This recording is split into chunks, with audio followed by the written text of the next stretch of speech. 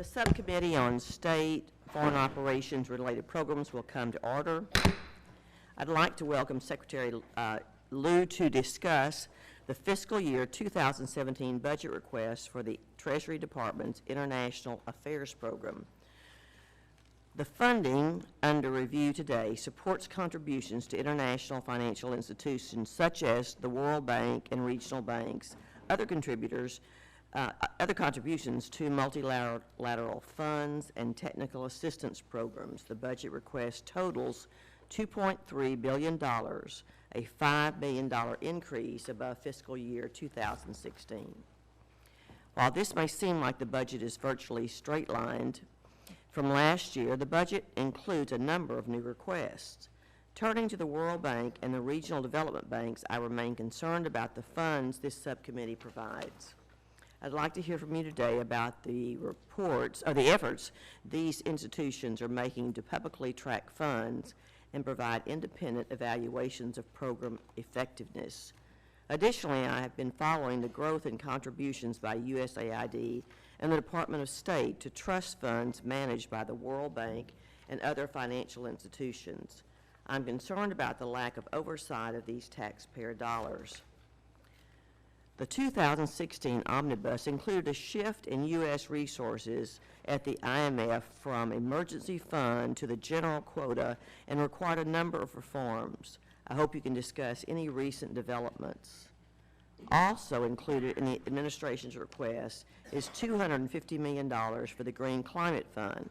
Mr. Secretary, I don't have to remind you of the strong opposition by many members of the Congress to any funding for this purpose. Finally, the United States government is providing an increasing number of loan guarantees to foreign governments. I would ask you about loans and loan guarantees.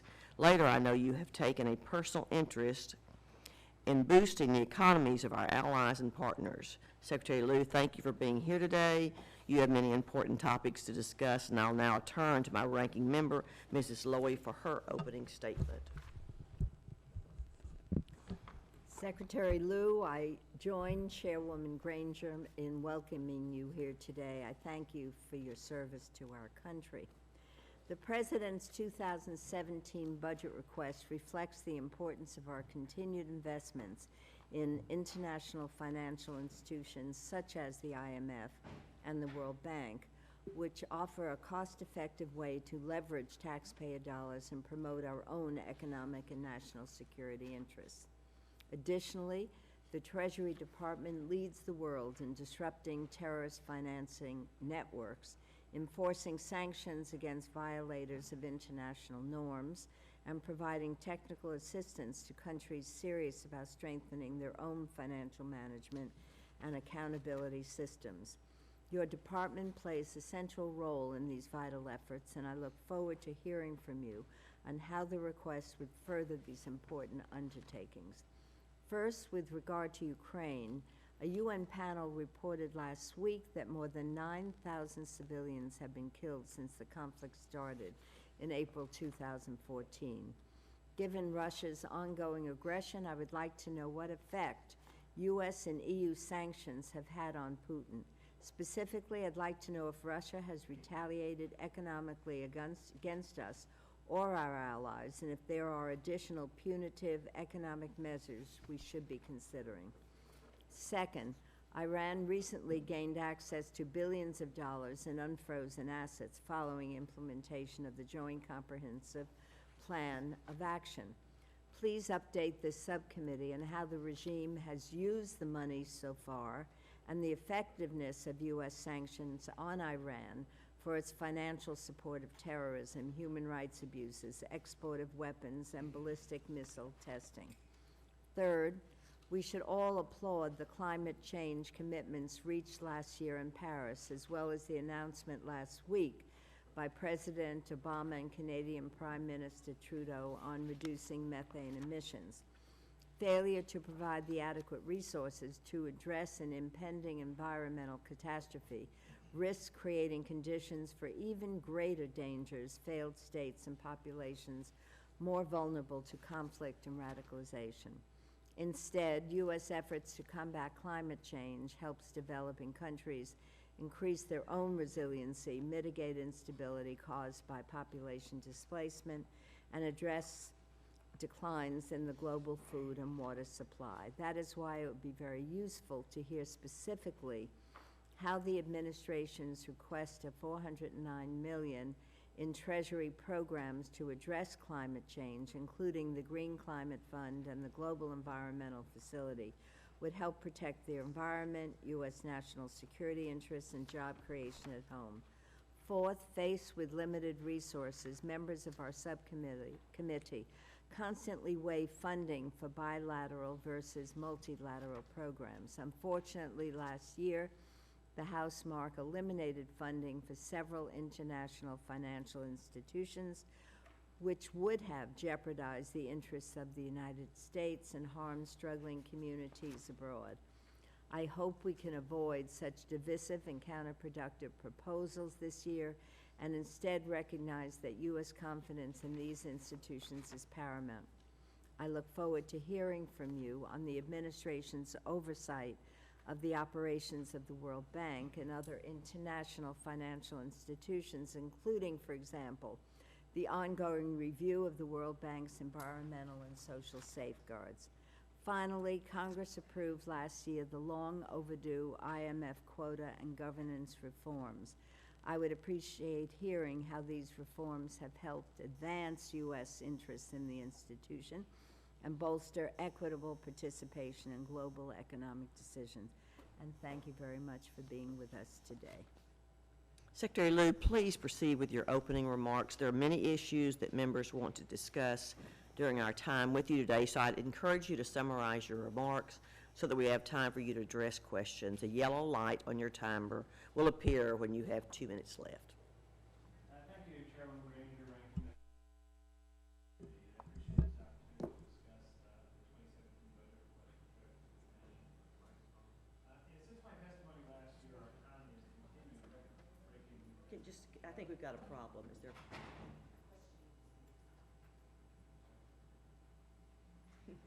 Sorry.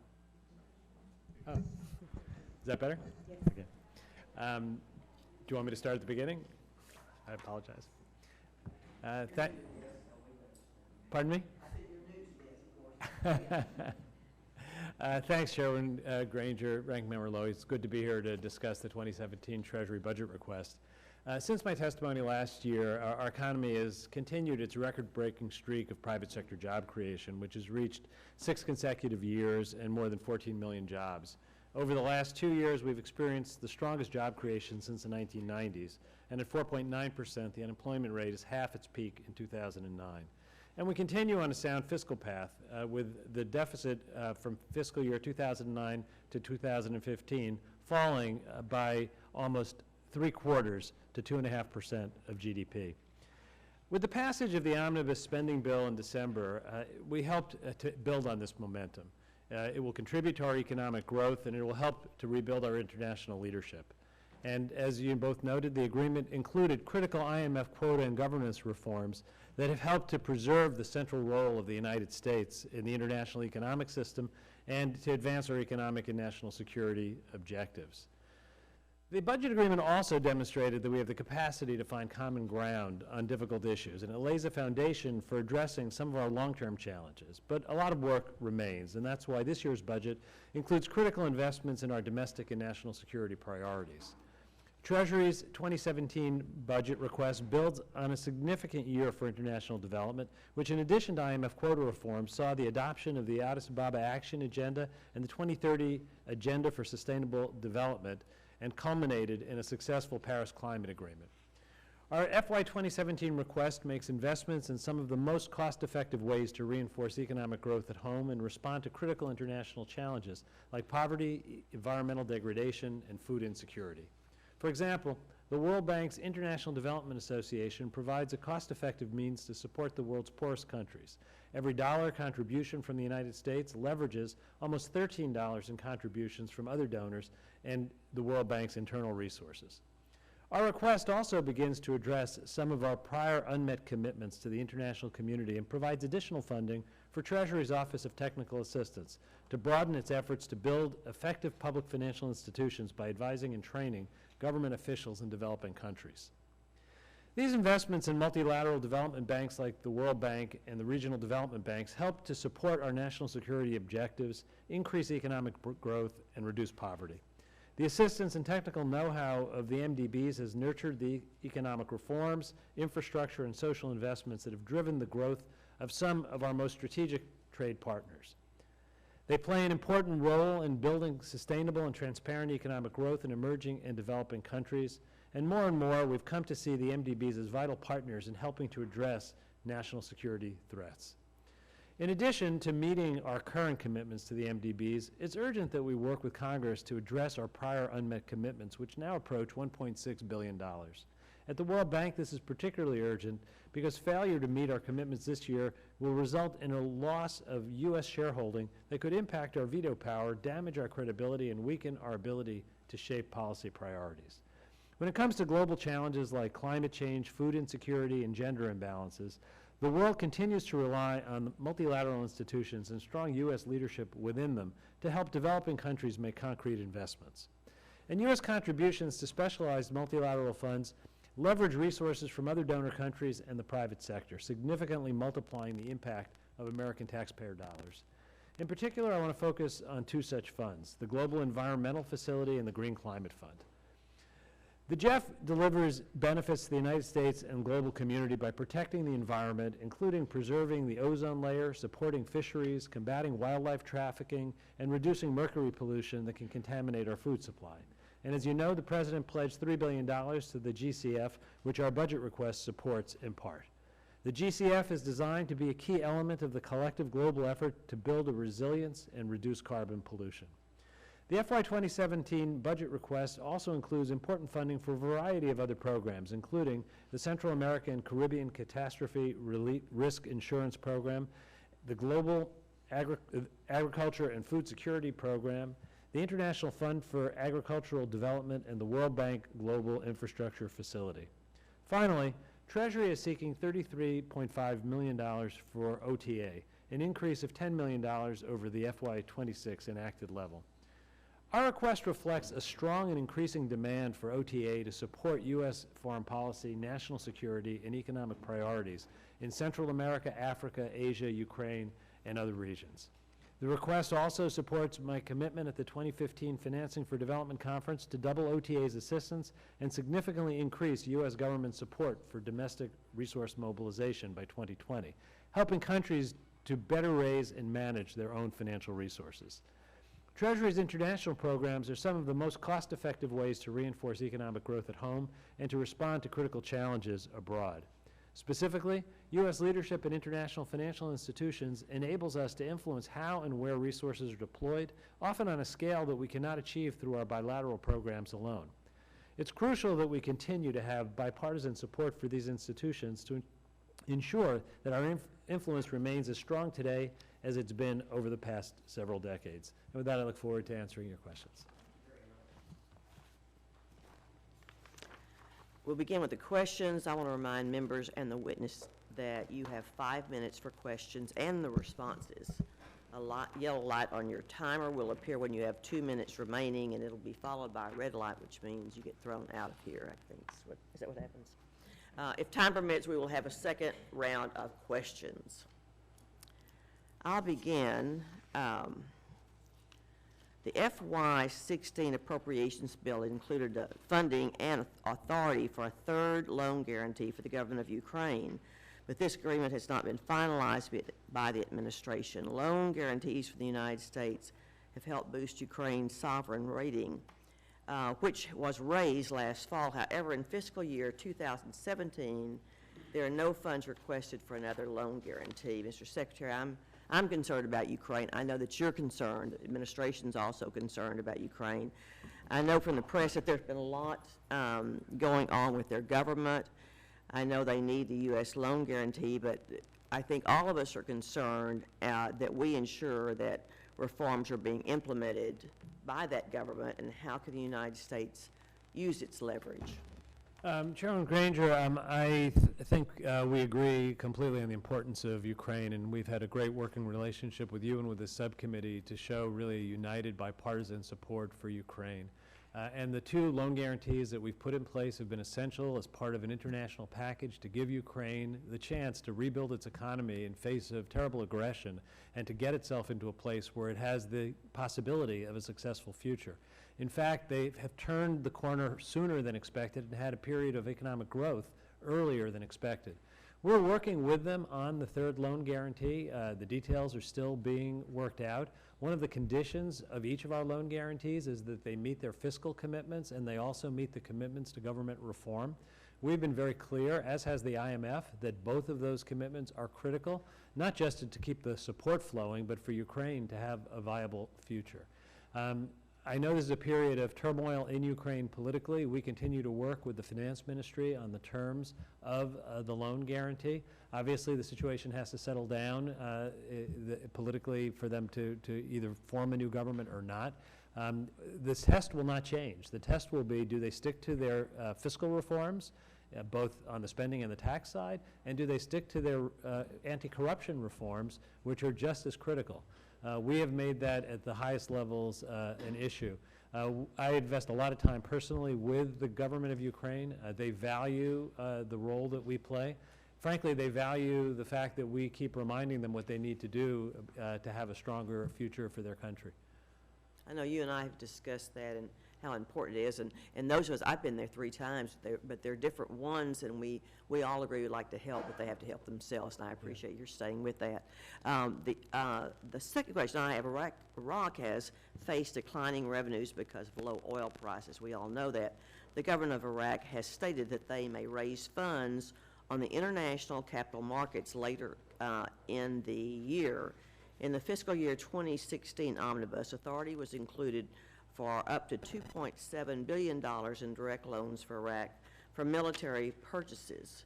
In the fiscal year 2017 budget request, the administration is requesting a second loan for Iraq for military assistance, as well as a sovereign loan guarantee for economic assistance. First, what's the timeline for issuing the loan that was authorized in fiscal year 2016, and how much funding will be needed to subsidize that loan? And second, what actions will the government of Iraq need to take to receive the second loan for military assistance and the new loan guarantee requested in fiscal year 2017? Chairman Granger, the support for Iraq, we believe, is critical. Iraq needs to have economic stability if it's going to have political stability. We are urging Iraq to take very tough actions to counter ISIL and to be a partner in that effort. But with the lower price of oil, they are under a great deal of economic pressure. I think the FMF action was an important way to make sure that they have the resources they need to build their defense, but also to create the cash flow for them to manage towards a more stable economic future. We're probably several weeks away from finalizing the details of the first FMF loan. The State Department takes a lead on that. We're consulting with them. The exact cost of it will depend on the terms. I believe that the outer limit is $250 million, but it could be less than that depending on the duration and the tenor of it. And we look forward to working together with you on additional provisions for 17. One of the things that Iraq will have to do, not unlike the conversation we just had about Ukraine, is put some economic reforms in place. They are in the midst of working with the IMF on a standby agreement. That would put in place the architecture for reforms that we could build on with our loan guarantees. I think they understand that it's a package and that they need to have those reforms in place. It's been a challenge, but that's something that I think, again, they need to do for their own future, and it will be something that our ability to enter into the loan guarantees is connected to. Thank you. Just one part about the loan guarantees. The dispute between the Kurds and their regional government and the Iraqis over oil revenues, the U.S. must use its influence to try to resolve this matter. I think we've all watched the Kurds and what they've tried to do and the real risks they've taken. So finding a solution to this issue, I think, and I believe it should be a condition of Iraq receiving loans and loan guarantees.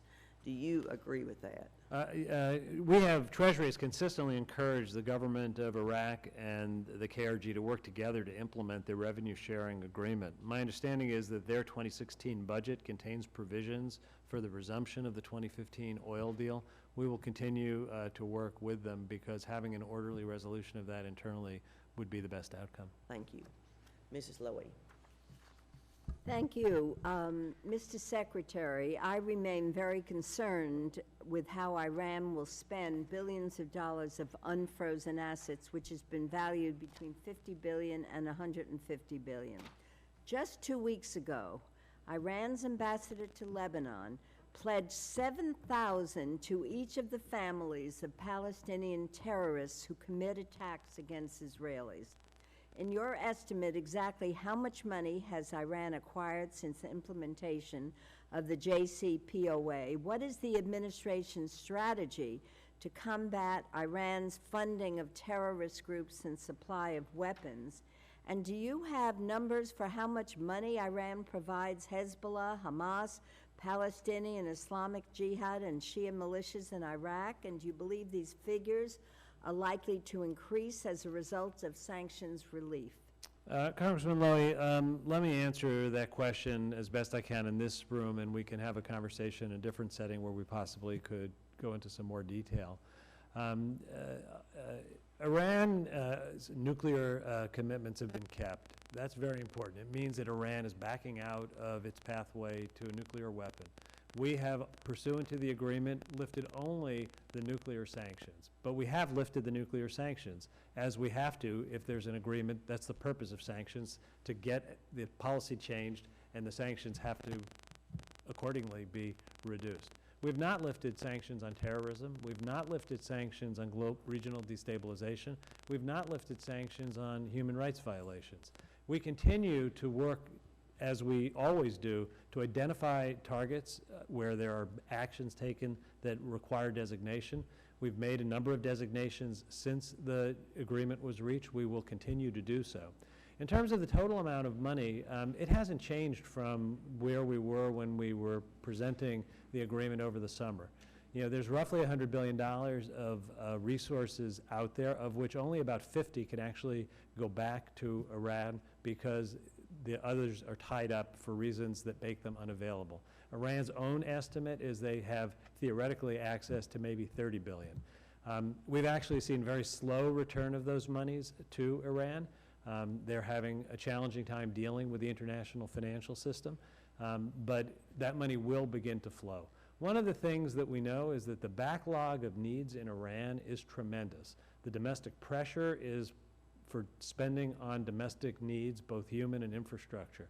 As I said in July, I wish I could say not a penny would go to malign purposes, but money is fungible, and I can't say that. What I do believe, and what we continue to see, is that the activities that Iran funds that we very much want to stop, things like funding of terrorism, are being stressed, which means they're not accessing the kinds of sums that would give you reason to believe that there's a significant change in the shape of what they're doing. But I'm happy in a different setting to go into whatever detail we have. I would like to do that because I'm very concerned, obviously, about where the money is going and how much more money is going currently. If you could ask me, if you can share with me the status, which has been brought up before, of multilateral bank loans to Iran, and what steps is the department taking to ensure international financial institutions are complying with the United Nations sanctions on Iran? And can you assure this subcommittee that the U.S. will continue to oppose any World Bank loans to Iran until they're in compliance with all bilateral, multilateral sanctions, human rights, missile testing, supporting terrorism, et cetera? We do continue to oppose them. There have not been new loans to Iran. There's some old loans out there, I believe. I'm happy to get back to you with the details, but we have made clear that, you know, that we will continue with the position that we've had. I see my yellow. I have a couple more minutes. The administration has pledged to strictly enforce existing sanctions on Iran other than those relaxed under the JCPOA, and that is why the SFOPS bill last year included a reporting requirement on the status of implementation and enforcement of bilateral and multilateral sanctions against Iran and actions taken by the U.S. and international community to enforce such actions. Now, if you could quickly, otherwise we'll continue, what is the status of the report? Beyond the 11 entities sanctioned for supporting Iran's missile programs, has the administration imposed any sanctions targeting Iran non-nuclear activities since the JCPOA was reached? For instance, sanctions for supporting terrorism, supporting the Assad regime, human rights violations, supporting Shiite militias in Iraq. In terms of the report, my understanding is the report is due in June or July, and the work is being done on it. I'm happy to get back to you with details on that. In terms of the sanctioning or the designation of entities, we have continued. 11 Hezbollah-related targets were sanctioned under terrorism authorities for terrorism-related activities, and a number for missile activities. I'm happy to get a list to you. Thank you.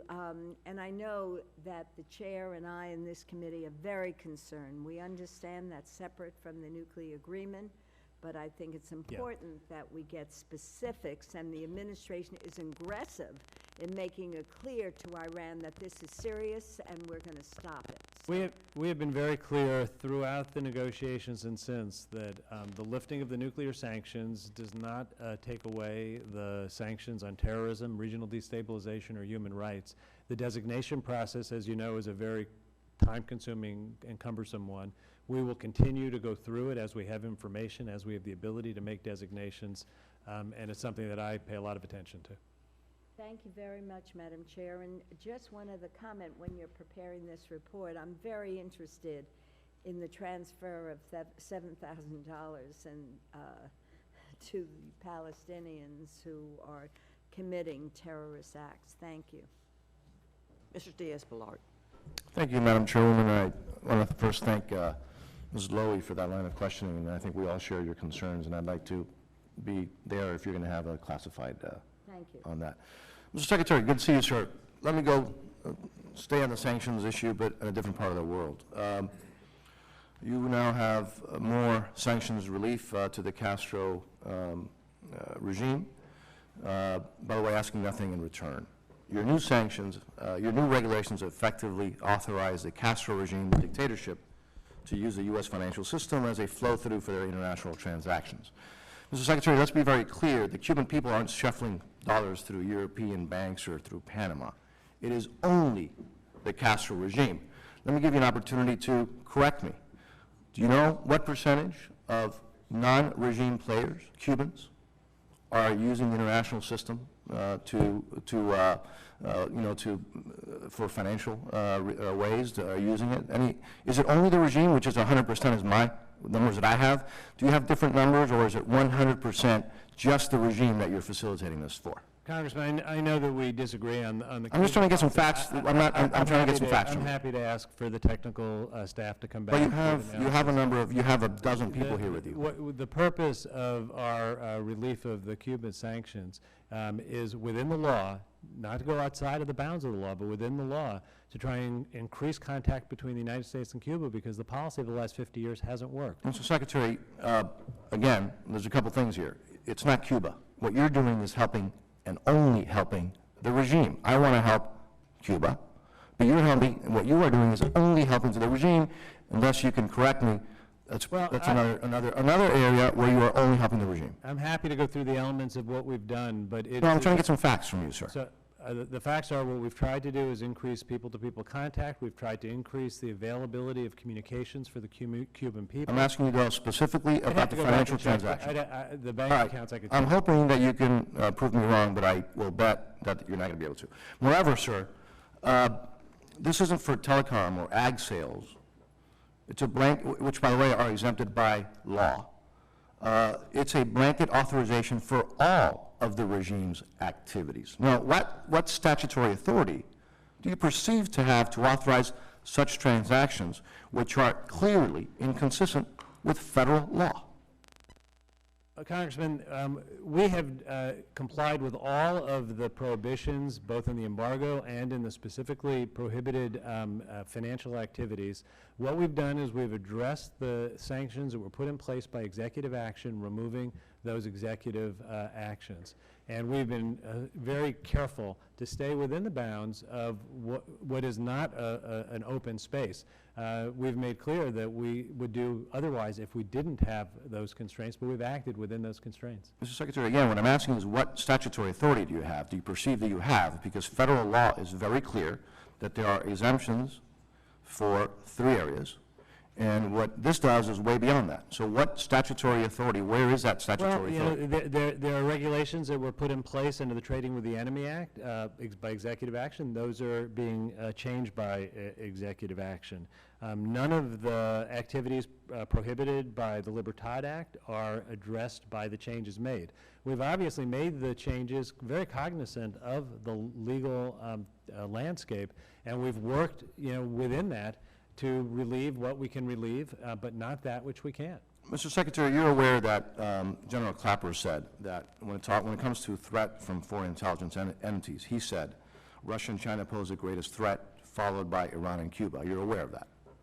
I haven't seen that comment, but... All right, well, you should be aware of that. So, again, in this particular area, what are you going to do to help make sure that you are not helping to finance, since again, this part of the new reg that I'm talking to you about deals with allowing the regime access to U.S. financial institutions.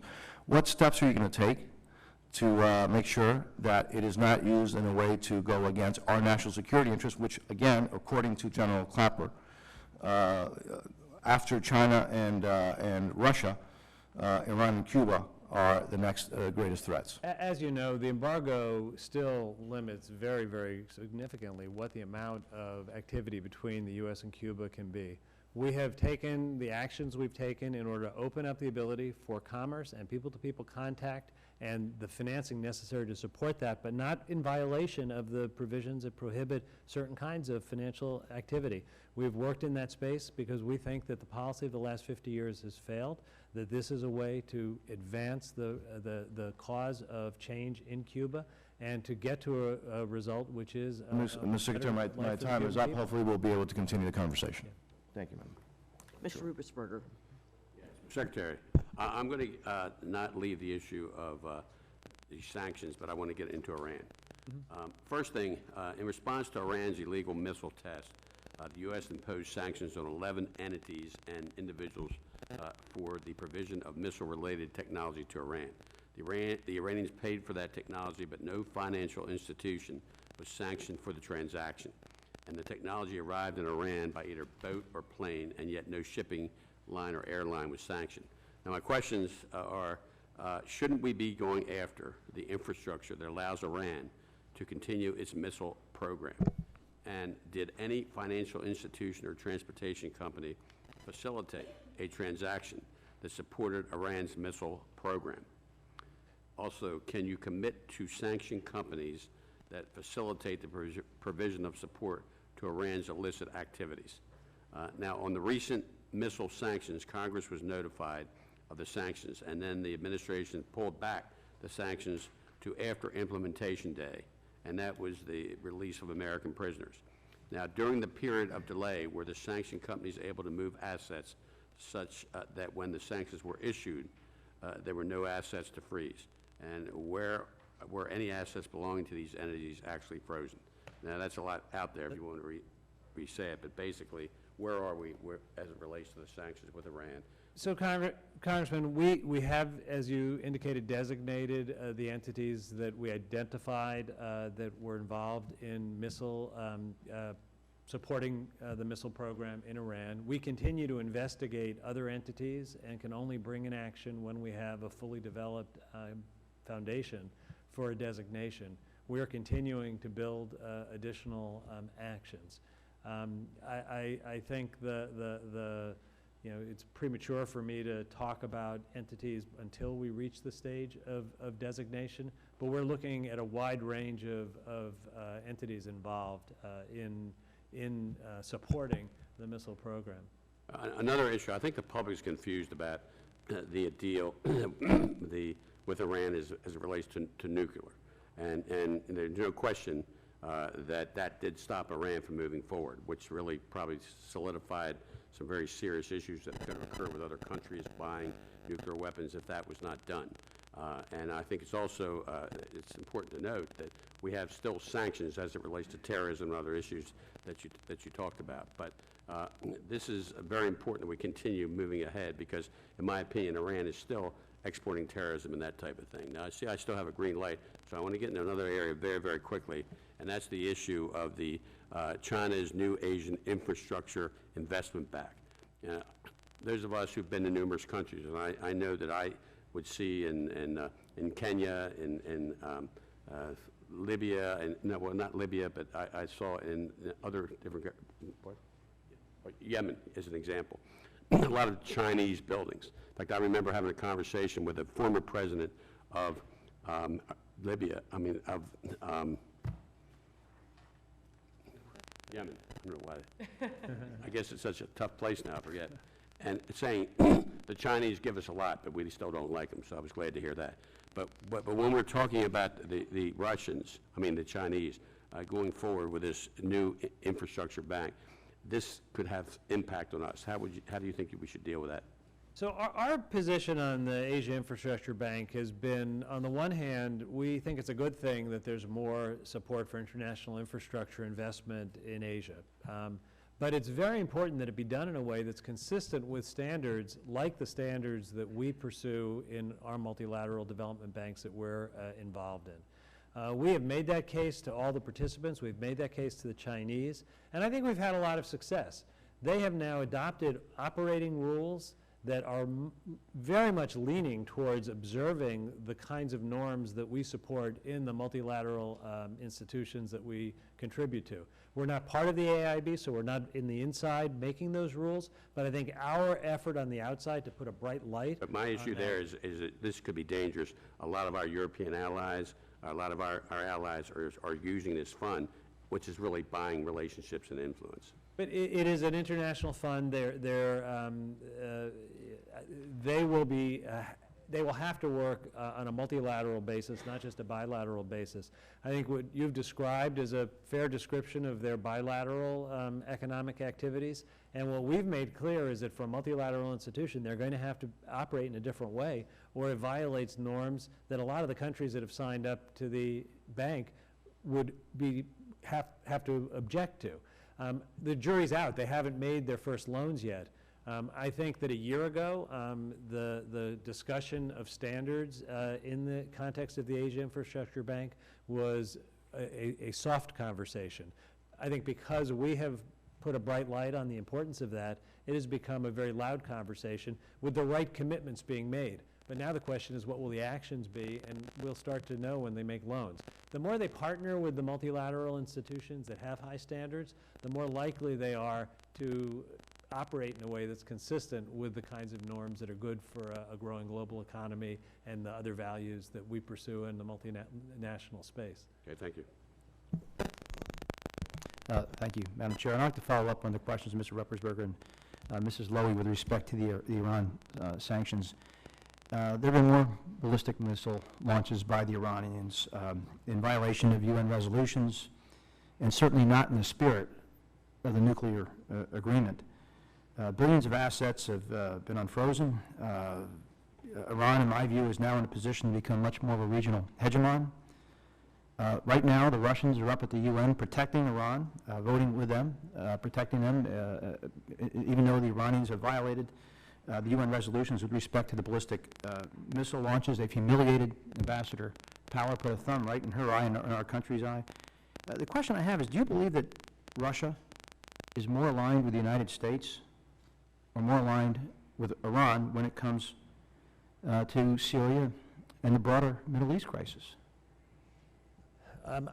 It's a complicated question to explain what Russia's motives are. So They're protecting Iran right now. Let me explain how I see the Iran agreement coming together and the role that the international community played. Russia was part of the agreement to put sanctions in place and to enforce the sanctions. It brought Iran to the table that led to a nuclear agreement. The nuclear agreement has real important impact. It means that Iran is now out of the process of developing a nuclear weapon. I totally agree that the missile launches are provocative and violate other understandings.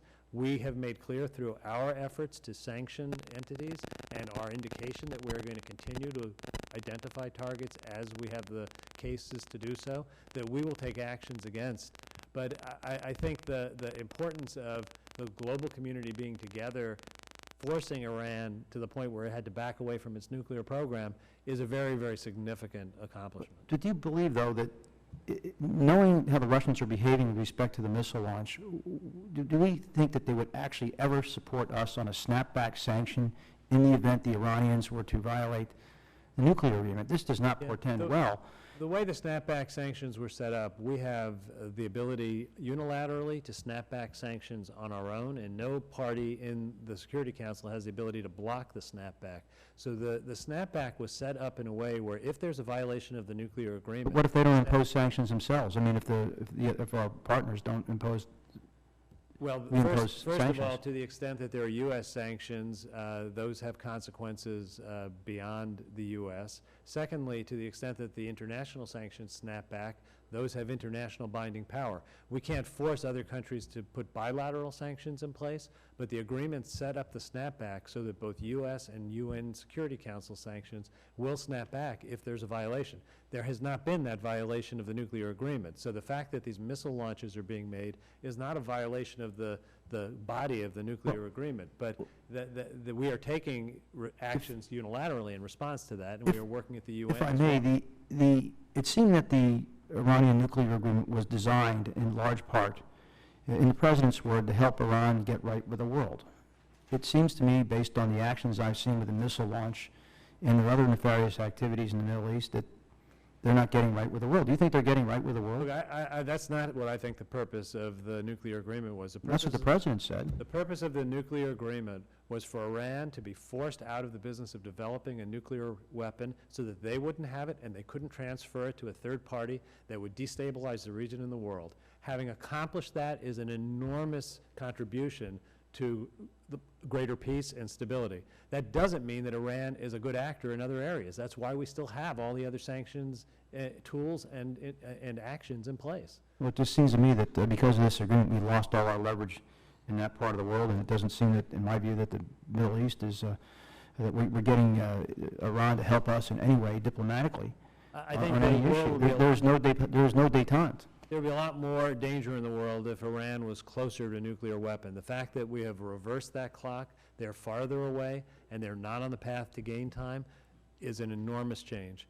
That doesn't mean that Iran is a country that we can point to as adopting standards or activities that we accept. They do an awful lot of things that we consider to be just plain wrong and beyond the bounds. That's why we have all the other sanctions still in place. So I'll yield back. Looks like my time's up. Thank you. Ms. Wasserman-Schultz. Thank you very much. Mr. Secretary, welcome. It's good to see you. I guess it's best to I'll ask my questions all at once, and I can help you if you need assistance in what I'm asking if you get sidetracked. I want to ask you a little bit about the Green Climate Fund, because I know that we've made a significant commitment, and we've also encountered some challenges, to be diplomatic, with the Republicans' willingness to provide the initial tranche of funding so that we can be a full participant. It appears that because we don't have any funding in the Continuing Appropriations Act for 2016, that we've kind of ceded things now to the Green Climate Fund to the Department of State. Can you talk a bit about why it's so essential that we make sure we provide, that we meet our commitments, and thank you. I was wondering what that was. I didn't know what it was either. My congressional district is really ground zero when it comes to global warming and climate change. I mean, we're really at a stage where just yesterday there was news that approximately 30% of our population in South Florida could either have to drastically alter their environment where they live or be engulfed by water. So if you could address that. Piggybacking on that question is I'd like you to address our, for the first time, participating in the CCRIF, which is the catastrophic risk pool that is shared by a variety of countries in our region. We have experience with a catastrophic risk pool in Florida, again, being in the midst of a consistent and regular pathway in Hurricane Alley, and it has proven to work, and this one appears to be functioning well. So if you could address that. And then also the Global Agriculture and Food Security Program is something I have an interest in, and I know we made a challenge pledge, and if you could talk about our progress in making sure that we continue our leadership and ensure that we can meet our commitments. Starting with the Global Climate Fund, I think what you describe as being the situation in South Florida is unusual, but not typical, not atypical. It is happening in cities around the United States, on the shores. It's happening around the world. It's a national security threat as well as an economic threat. And the Green Climate Fund is a way to bring the world community together in a multilateral effort where we get leverage, where our contribution is supported by other countries of the world, and it gives us the ability to see the kinds of investments in building resilience that the world needs. That includes both what happens at shorelines, but it also it means we're going to be developing energy and environmental technologies that reduce the use of fossil fuels, that improve the quality of energy generation, efficiency in agriculture and forestry. And in addition to building the security that comes from reducing the risk of dramatic climate-related events, it also opens new export markets for American products and technologies. We're one of the leaders in the world where there's an appetite for what we produce, but there, without financing, isn't an ability to purchase it. So I think both from an environmental point of view, an economic point of view, and a national security point of view, it serves our national interests very well. With regard to the Central American and Caribbean Catastrophe Relief Insurance Program, it's hard to get the whole thing out. We've requested funding for the fund, which is a multi-donor trust fund that would support the expansion of catastrophe risk insurance in Central America. Just like South Florida, the countries in the Caribbean are highly vulnerable to natural disasters and catastrophe risk. And building fiscal resilience is really important to making sure that they can respond when catastrophes occur and maintain political stability when catastrophes occur. We've seen too often that without there being a risk insurance program, we need to go in and bilaterally provide support because there's urgent need and there are neighbors, and we have a need to make sure that there is both an ability to address those catastrophic events, but also maintain stability. On the GAFSP, continuing to support the pledges we've made is very important. We've made real progress on the food security front. I'm particularly attached to this. I helped develop this initiative in a former part of my life when I was at the State Department. And you go around the world, and there's an understanding that to feed the people in your own country and to feed people around the world, we need to harness both technology and we need to harness best practices. And that's what these funds do. But again, it's on a multilateral basis where U.S. support is leveraged by international partnership. We have made a request that would fill in some of the gaps in the funding. And I see we're out of time, but I'm happy to get back with the details. Thank you. Mr. Crenshaw. Thank you, Madam Chairman.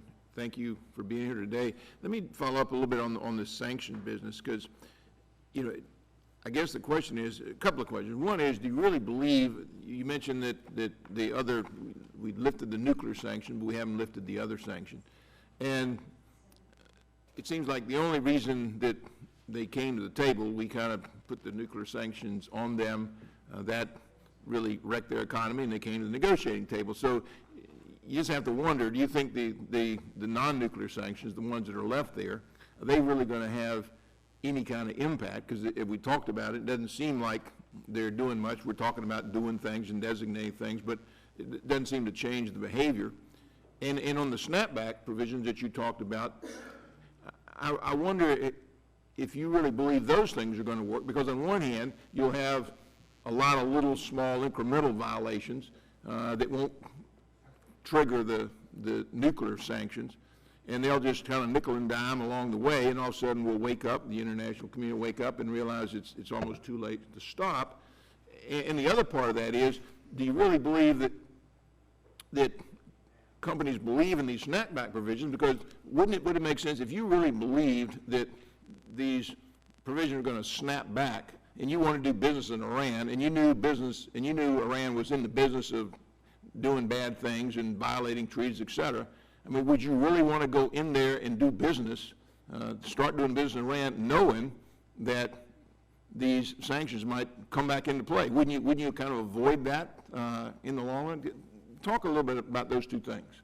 Congressman Crenshaw, both of those are, I think, excellent questions. And I'd say that with regard to the nuclear sanctions versus the other sanctions, while we had the toughest nuclear sanctions, toughest sanctions regime that we've ever put in place with the world community, Iran was still able to fund terrorism. They were still able to fund regional destabilization. So there was leakage even with the nuclear sanctions, because not everything comes through sanctioned entities and not everything can be stopped with sanctions. Our goal is to make it as hard as possible for them to do those activities. I don't believe the shape of the resources they have for those activities will change dramatically, but we shouldn't kid ourselves. Even with the nuclear sanctions, they were finding ways to support terrorist activities. So we have to keep on it. We have to be attentive to any entity that we can make it harder and harder for them to work through. But if you look at the nuclear sanctions, it was a case where the world community came together and said, on some things we don't agree, but on the question of should Iran have a nuclear weapon, there was total agreement. That was why that sanctions regime was as tough as it was. And when Iran agreed to roll back its nuclear program, there had to be a rollback of the specific nuclear sanctions. We have never rolled back the non-nuclear sanctions, and we will continue to designate under them. On the question you asked about the snapback and the willingness of companies to do business, there is not a rush of companies and financial institutions actually executing on doing business. We have made it clear where the nuclear sanctions were lifted. We are not, would not be keeping our agreement to say that it was a violation of our rules or laws if things that are not sanctioned become the basis for doing business. But there has been a reticence in the global community. You think that's partly the threat of the snapback? I don't know that it's a threat of the snapback, or if it's a threat that because there's enough other malign activity going on that there's more risk with Iran, or if it's because Iran has conducted its business affairs in the world that make it difficult to rebuild those normal business relations. What I can say is we have an obligation to keep our part of the bargain. We have to lift the nuclear sanctions, which we've done. We have to make it clear we're not going to take action under the nuclear sanctions. And then businesses, financial institutions will have to make their own decisions whether they want to be in that market. But I don't think we ought to be suggesting that, that the nuclear sanctions continue to be a barrier. And we've been clear about what sanctions remain in place. We have a website that's very clear. We answer questions all the time. If you believe in sanctions as a tool for affecting change of policy, malign policy, you also have to believe in relief from sanctions when those malign policies change. In the case of the nuclear sanctions, they worked. In the case of these other things, we have to continue to be on the case. And when we see entities that are involved in supporting terrorism, we have to be willing to continue to act against them. Well, I just hope, I think it's a great concept. If they really believe that they're going to snap back, I think we need to make sure we're vigilant and don't let them just kind of ease along and wake up one day, but say... If they violate the nuclear agreement, the snapback would kick in. They haven't yet. Great. Thank you. Ms. Lee. Thank you very much. Good morning, Mr. Secretary.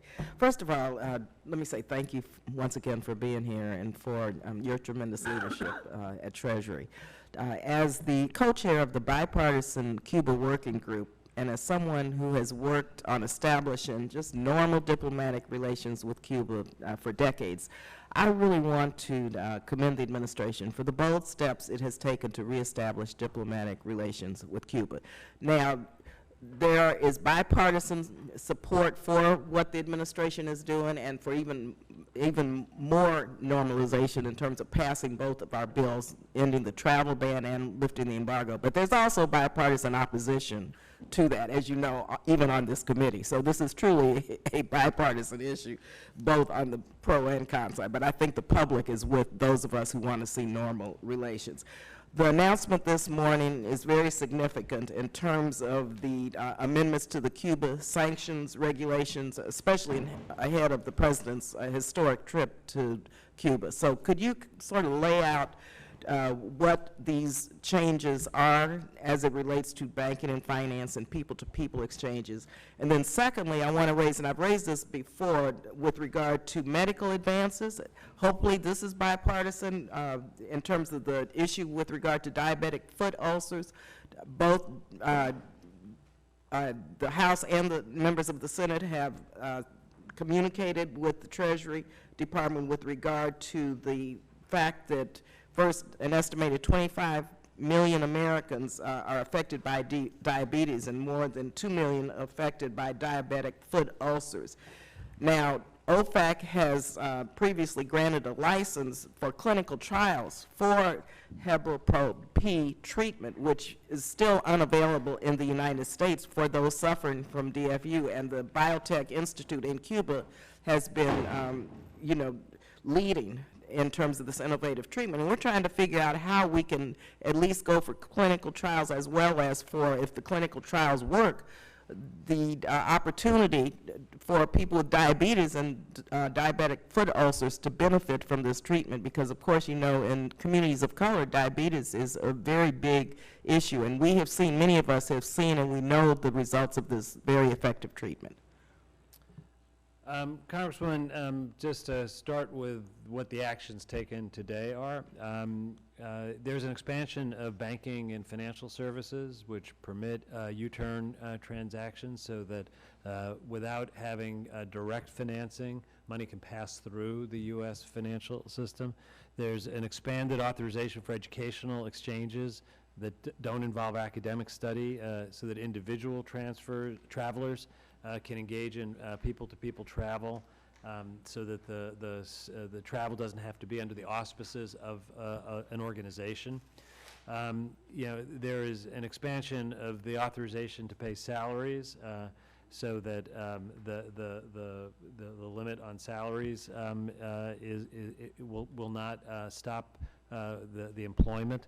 And certain dealings in Cuban merchandise will be permitted. There's a number of other actions in the Commerce Department area that I'm less familiar with the details of, but that get into permitting additional trade and commerce and civil aviation. We believe that, again, as I responded earlier, that we have acted within the boundaries of the law. If the law were different, we'd be able to do more than we're doing. But we've eliminated restrictions that were the result of executive action, and we've been respectful of the legal boundaries. So while we might prefer to have a more normal commercial relationship, until the laws are changed, we can't have a truly normal commercial relationship. And on the specific question you asked about diabetes, you've asked me about this before. I've passed it along to our OFAC team. I can't comment on specific OFAC applications, but OFAC is reviewing that application. Okay, thank you very much. Madam Chair, I just want to make a note that the U.S. International Trade Commission estimates that the opportunity cost to U.S. exporters of maintaining the embargo is around $1.2 billion per year. So it's really in the United States' economic interest to move forward with normalizing relations. Thank you again. Thank you, Mr. Fortenberry. Thank you, Madam Chair. Good morning, Mr. Secretary. I stepped out of the room for a moment, and I walked back in with the St. Patrick's Day flower. I Well was adorned. visiting with my florist from back home. Let me make a general comment to you about what I perceive, and then I'd like your perceptions before going into policy details. The United States, after World War II, was cast into the role, really, of the world's lone superpower. And we did so, we took on that role at great expense to ourselves, both in terms of lives as well as monetary transfers to other countries. And in doing so, we created a certain dynamic, a certain foundation for international order and stability. In the period in which we're living in which there has been rapid globalization and integration, it seems that this post-World War II construct is under great stress, and the multilateral institutions that have worked toward those original goals. I'd like your perspective on that, and then what you perceive would need to, how do we evolve for a more robust 21st century architecture that demands that other responsible nations of the world recommit to more robust types of partnerships with us on this fundamental question of stability? Congressman, that is a question I spend an enormous amount of time thinking about and working on, because I think you put your finger on why it was so important to do the IMF quota reforms. We were in the penalty box because we negotiated quota reforms that let other countries that had grown substantially have a larger share under terms that were very advantageous to the United States, but for 5 years we were unable to finalize it. That put us in a position where the world started to ask, is the U.S. committed to the post-World War II institutions that it helped build? We've removed that question.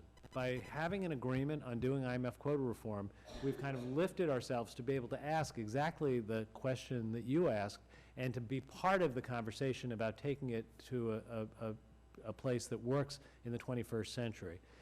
One of the real advantages of other countries coming of age, reaching a level of a greater participation, is they then have greater responsibility. And we have to demand that kind of responsibility as part of the institutions that we still have a dominant voice in. We have to maintain the dominant voice if we want our values and our standards to be the ones that drive the debate. Earlier we were talking about the Asia Infrastructure Bank. Even when we're not in an organization, we have a very strong voice about what norms should be. I believe that the world of the future is going to be a world that's very different from the ashes after World War II. We had most of the world's wealth. We had most of the world's manufacturing capability. The world had no choice. We were generous. We stepped forward. We created a period of unprecedented economic reconstruction and growth, and we have a more peaceful, prosperous world because of it. Going forward, we're going to need to embrace countries that are coming into their own and have them subscribe to the standards that we want to live by. And I think the worst thing we could do would be to step away from that international stage, because if we don't play that role, others will. Well, this is the exact source of the tension, because I agree with that comment in its substance. However, when the United States is getting not the best deal, or when other countries hide behind our largesse or continue to push us out in front, which has been the traditional role when they are fully capable of participating in a more robust manner, is simply not fair. And the electorate not only perceives this, but feels it. And so that's why I think what you're ultimately talking about, and what we all ought to be talking about, is a values proposition as to what true governance structure means in terms of justice and how people build out systems economically and cultural that protect human dignity and have the enforcement mechanisms there to do so. To Mr. Ruppersberger's point, for instance, in traveling through Africa, I mean, China's everywhere. I remember being in Liberia, a brand new shiny soccer stadium. Liberia, of all places, such proximity to the United States, gift of the Chinese government. I asked one person, why do you trade so much with Liberia? They said, we're waiting for you. In other words, again, this perception that in certain areas of the world anyway, which incline toward who we are, our narrative of a people and the values we hold, but the institutions that give rise to their largesse or their potential largesse as a country being co-opted by other nations who do not share these values. You know, we have called on China in particular to step up and play more of a role in making concessional contributions to international facilities that make concessional lending available. China is no longer the developing country. It is one of the 2 largest economies of the world. Responsibility goes with that. They're stepping into that space, tentatively, and they won't necessarily always want to do it the way we want them to do it. The more they're involved in organizations that we help shape the standards and the values for, the more likely we are for the multilateral cooperation to move in the right direction. When you go to a lot of the countries where China has done business bilaterally, it's not a simple good news story. There's a lot of damage left behind. And I don't think that on a multilateral basis that can be tolerated. I don't think it should be the way they work bilaterally either. Thank you, Mr. Secretary. Thank you, Madam Chairman, Secretary. It's good to be with you as always. We've heard a bit of talk in this hearing so far about sanctions. I would like to concentrate some of that around North Korea now. We haven't discussed them, which surprises me a little bit. Leader Kim Jong-un is a very interesting person. I'd sure love to see a psychological profile on him. It would be fascinating, I'm sure. I don't think that we understand him very well. He's very unpredictable. He's very aggressive. And, it's interesting to know, with all the talk that we have had about sanctions, especially vis-a-vis Iran and the nuclear agreement, which we spent a lot of the last year talking about, their ballistic missile program, which we spent some time recently talking about. But North Korea is already there. I mean, the thing we're hoping to avoid with Iran, North Korea is there. We know that. They've had 3 or 4, maybe more, successful nuclear tests. Recently, they launched a missile, which under the guise of a satellite, but it was certainly more than that. The KN-08, for example, is a frightening new technology and one that we can't ignore. And if I could make the second point, we can't effectively sanction North Korea without Chinese help, because they are their largest trading partner by far. And recently, the Undersecretary for Treasury of Terrorism and Financial Intelligence, and I know this is actually leading to my point now, I know that you know this, Beijing, he went to Beijing and Hong Kong. He's Beijing today. Okay, today. My question is this: could you give us an update on, forging a stronger cooperative effort between us and China regarding these sanctions? Because, again, it doesn't matter what we do, it's nearly effective without Chinese cooperation, and they haven't been very cooperative with us in the past. Well, I think if you look at the UN Security Council resolution that passed just about 2 weeks ago, the fact that China supported very tough international sanctions is a very significant development. I agree. I think it's a meaningful step. China has kind of, regardless of country, they have a view that international, not unilateral sanctions are the appropriate way to go. So they're always more committed to multilateral sanctions than they are to what we do on our own. I think the fact that they agreed to, frankly, the toughest set of sanctions that anyone thought possible to get out of the UN, and it was put into place, I think is very meaningful. I was in China the week after the UN Security Council at the G20 meetings, and I had conversations at the highest levels in China, and I can tell you that they don't view this as something they're doing for us. They look across their border, and it makes them very nervous that they can't explain some of the actions that are reckless and that are destabilizing.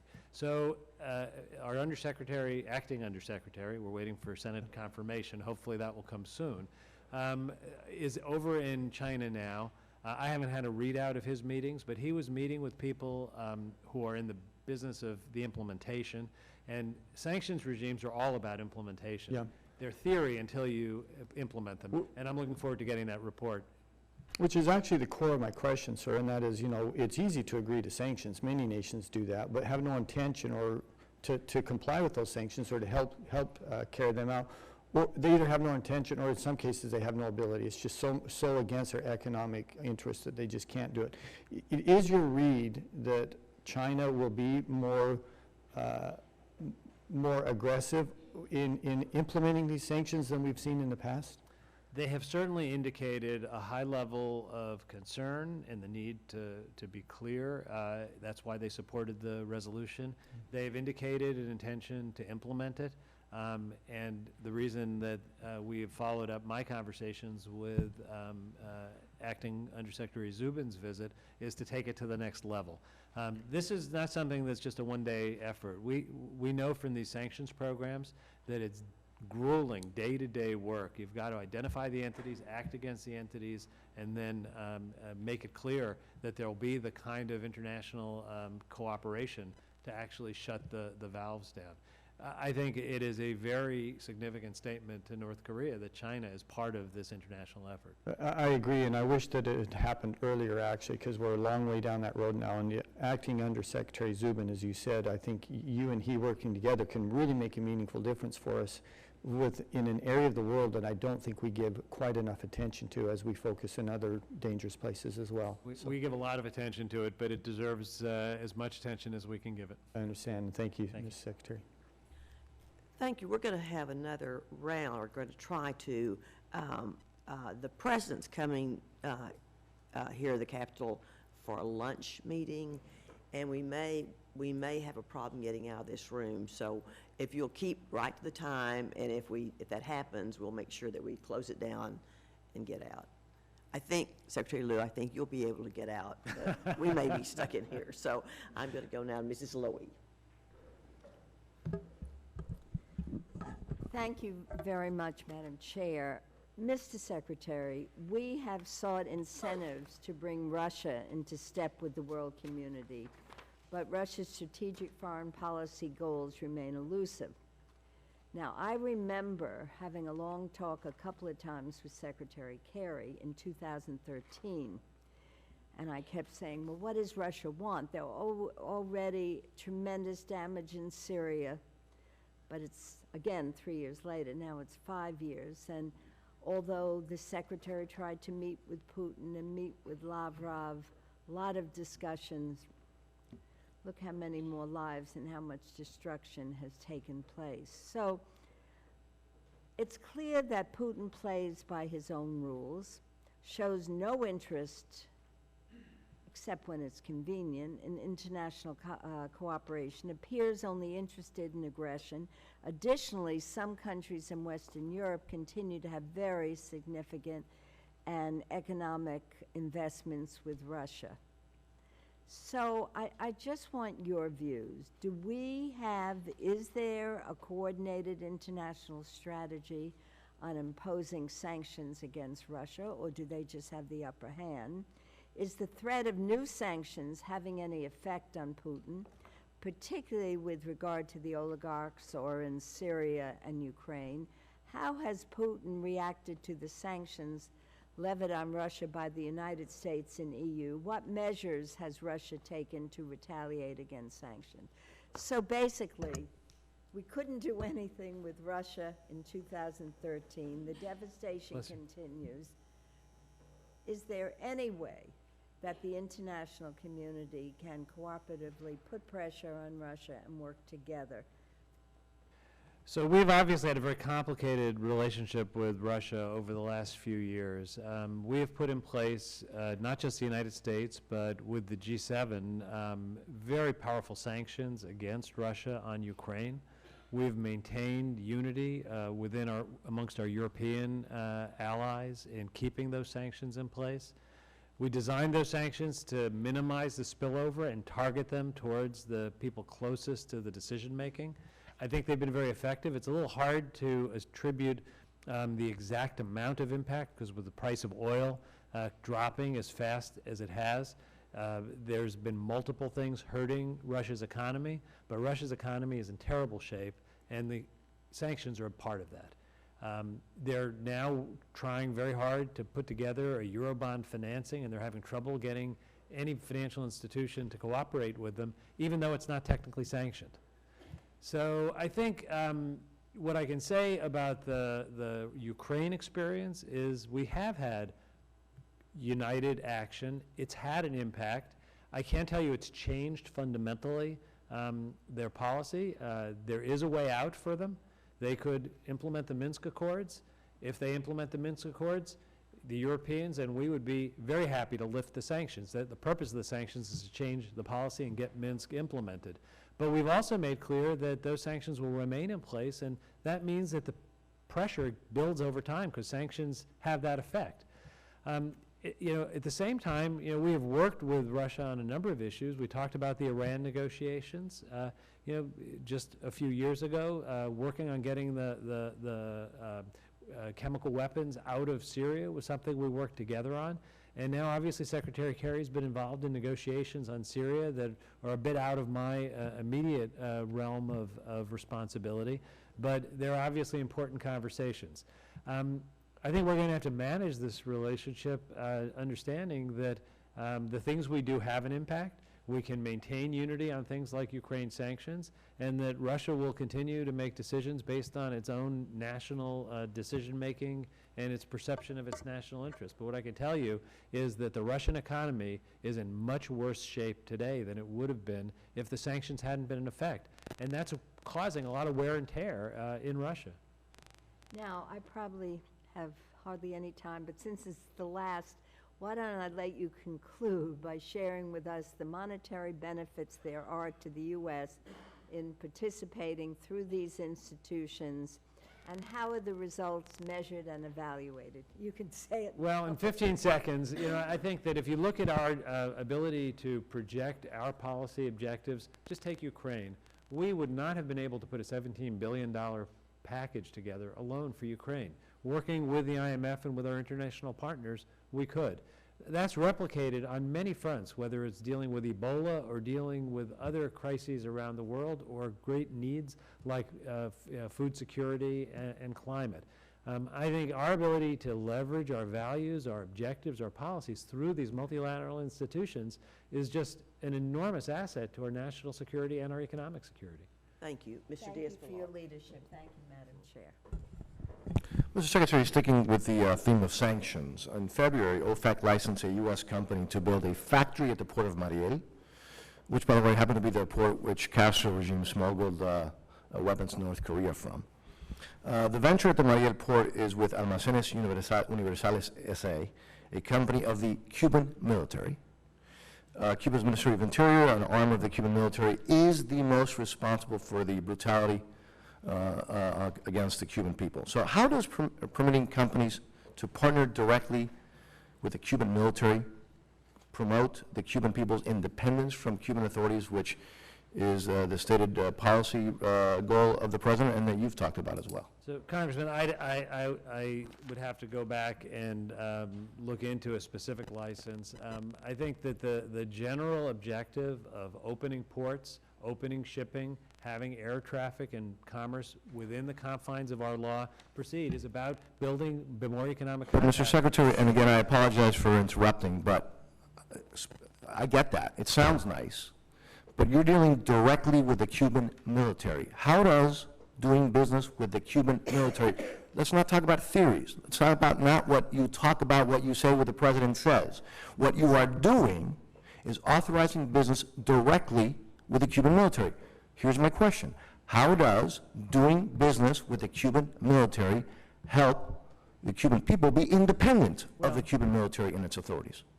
I'm not going to address the specific license. In general, how does doing business with the military help the Cuban people? If the transaction you're talking about is facilitating shipping in and out of Cuba, and one of the things we do is we ship agricultural products to Cuba, and hopefully we'll be shipping things like communications equipment to Cuba, that helps the Cuban people.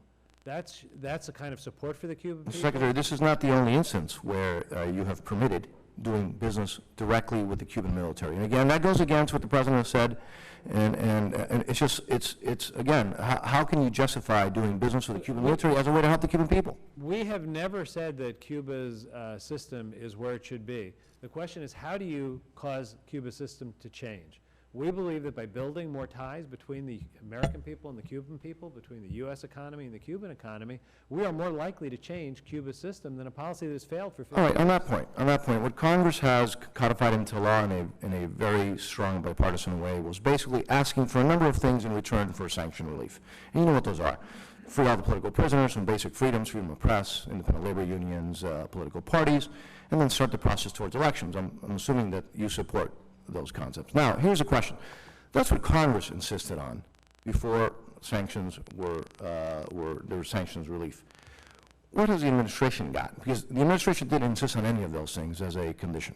So what specifically has the administration gotten for the sanctions relief that it has given to the Castro regime? I think, we can go back and forth. No, I'm just asking for, I'm actually asking for specifics. What have we gotten back? We are trying to change the relationship between the Cuban people and the American people. We're trying to set a foundation to be able to have change in Cuba. So what are you asking back? What are you asking for? We are increasing the contact between the U.S. What are you asking for, though? the American people. That is. You asking for anything? There have been a number of reforms that the State Department has worked with Cuba. Can you on. tell me what are you asking for, Mr. Secretary? What are you asking for? So Not in theory. What are you asking for? Specifically, what are you insisting on we talked about, you just spent a lot of time talking about demanding things in return for sanctions relief of Iran. And we can argue whether it's enough. What are you asking for in return? If you look at the Cuba policy, it is the exact opposite of Iran. We didn't have the world with us putting pressure on Cuba. We were the outliers, even in the Western Hemisphere. There isn't a country that I've talked to in the Western Mr. Secretary, for a long time, everybody did business with South Africa, and I think you would disagree that doing business with is a good thing, whether you're an outlier or not. I'm not going to defend the policies in Cuba that need to change. The question is, how are we most likely? And what are you asking for? What are you asking for? We believe that the process of increasing people-to-people contact. But, Mr. Secretary, when you're dealing with the military, that's not people-to-people. But if there's more information, more communication available, if there's more contact With the military. With the military. With the oppression system. It's not. Mr. Secretary, I have just 9 seconds left. Mr. Secretary, just It's very not quick. the military. You were part of the OMB. You were part of the OMB and also National Security Council during the Clinton administration. Were you involved in the negotiations with the North Korea deal, nuclear deal? Not directly. Well, I just hope that you do a better job, and this administration does a better job of that when you were dealing with North Korea and give all those promises that they were not going to have nuclear weapons. Mr. Thank you. Villar, Ms. Wasserman-Schultz, please. Thank you, Madam Chair. I just want to return to the subject of multilateral development banks and other international financial institutions and our private sector engagement and how we can best leverage it. We're going to be meeting soon via this subcommittee with Bill Gates, and I know that companies like Cargill and Coca-Cola are interested in increasing their engagement and getting involved in sustainable development. So can you talk about that a little, expand on that a little bit? I think that the future for successful international development is going to have to get well beyond the kind of official development assistance pattern in order to have the kind of impact that we need. When we met in Addis Ababa at the Funding for Development conference, it was very important that there were 3 prongs of the international commitment. It was to continue ODA, but it was to supplement it with private economic activity and local government contribution. There need to be 3 legs on the stool to really build the kind of future that we need. I don't think we can remove the bilateral and multilateral development assistance, but it's not going to get all the way to where we need to go if you don't have an environment for private investment. So let me go back to why do we pledge to double OTA, the Office of Technical Assistance. One of the things that we can do that's got the biggest bang for the buck is to help a lot of these countries put in place the kind of tax system they need and business approval system they need to have transparent, honest systems which will attract the kinds of international investment that can really leverage the development process. When we made that pledge, it was the reaction was the most reaction I've ever gotten for that small of a commitment of dollars, because it is just considered to be many, many times more important than just direct dollar assistance. The Gates Foundation is a very large player. Obviously, they have the ability, just as an individual party, to make commitments that equal major government contributions. We work closely with them on a number of initiatives, and we reach out to the private sector, the not-for-profit sector, as well as our multilateral and bilateral partners. I think the future is going to look very different than the past in terms of how all of those elements fit together. How would you assess the United States being in arrears on what we owe to this fund affecting our influence? I've had the misfortune and fortune of inheriting arrears multiple occasions. I think it's a terrible thing. We've got to pay our bills. When you don't pay your bills, you don't have the same amount of influence as when you do pay your bills. You know, so now we're okay at the IMF. We've got a whole bunch of others where we're behind. They're much smaller numbers. They're things we should be able to address. But, you know, it wasn't good when we were in arrears at the UN in the 1990s. We cleared it out. We're back in arrears. We need to stay current with the commitments that we make. You know, getting back to the idea of what is the pathway to the future for the United States to sustain the kind of influence we developed in the post-World War II environment, part of it is keeping our commitments. So you're saying that playing whack-a-mole when it comes to maintaining our pledges and keeping our commitments isn't really the best policy? No, I mean, there's a certain ensure our influence. There's a certain confidence that in the end we'll pay our bills, but I think we would gain stature if we did it in a more orderly way where it wasn't kind of with the anxiety that we might not. Thank you. Mr. Secretary, I want to return to our earlier conversation about this idea of a values proposition and then making it real for the benefit of other people's, creating an environment of stability which is intimately tied to our own national security as well as our humanitarian interest and economic well-being. Agriculture. I come from Nebraska. I am so excited, thrilled, that agriculture has become cool. The whole idea of creating initiatives for sustainable ag development and properly ordered and inclusive market systems, I think meets multiple goals of empowering, taking on the structures of poverty, empowering those to provide for themselves, integrating, again, our own values and technical assistance with others in need, thereby strengthening underlying market-based systems which are consistent with human dignity, and then basically taking away the option for twisted forms of nationalism and ideology to take people in directions that are harmful and destructive. So I present that to you because I think, again, looking at the 21st century architecture of how we evolve, properly evolve development assistance and international frameworks for those three outcomes of security, economics, humanitarian values, that's got to be core.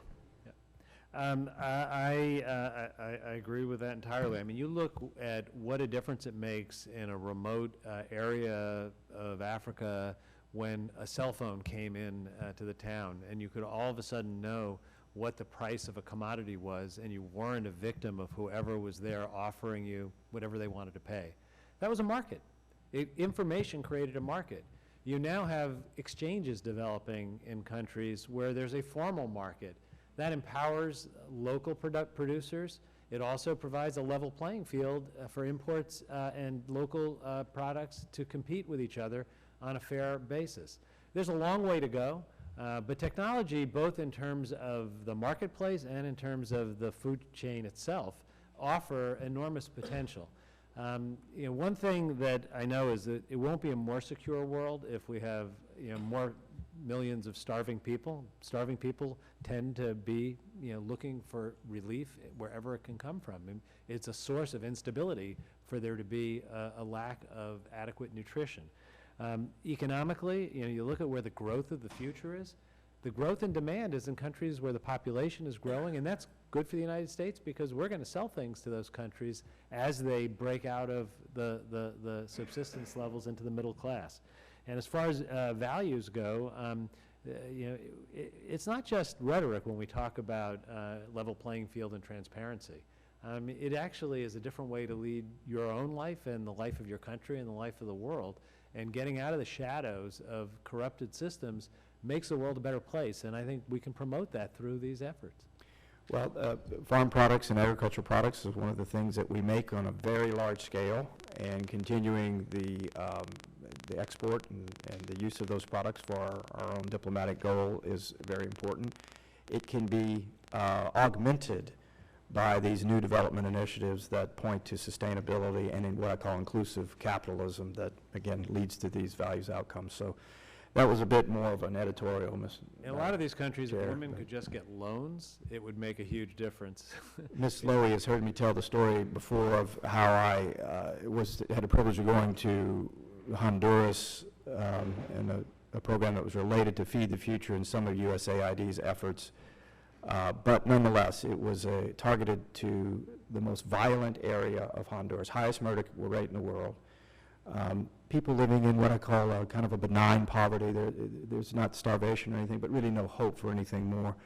Through the infusion of capital from a multinational corporation with the development assistance from an NGO shepherded by the United States government, you had women-owned bakery, empowerment, vision, hope, an idea of how to expand regionally, all happening in the midst of this chaos and disorderly world where one woman had lost her husband 3 weeks earlier to the violence. So achieving all of those goals of what I call, again, inclusive capitalism around agriculture and food assistance, which is so basic and essential to people. I couldn't agree more. Okay, thank you, Madam Chair. Thank you. We are going to call on Ms. Lee. She will have the last question, and if you'll stay within your time, the Secretary has to leave, and so Mr. Secretary will get you out in time. Ms. Lee. Sure. First, I just have a comment, and again, the disagreement is very clear on Cuba, but one thing I want to just mention is that no country is perfect.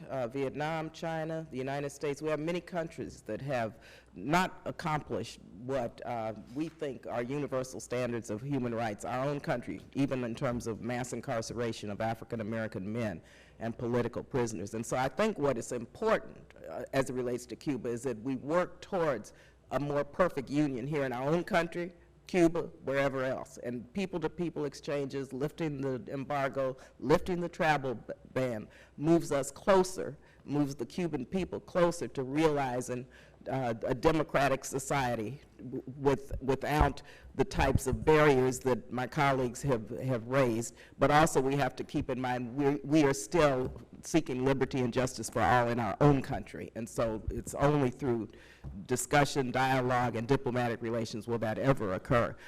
I want to ask you with regard to the Office of Technical Assistance within your department.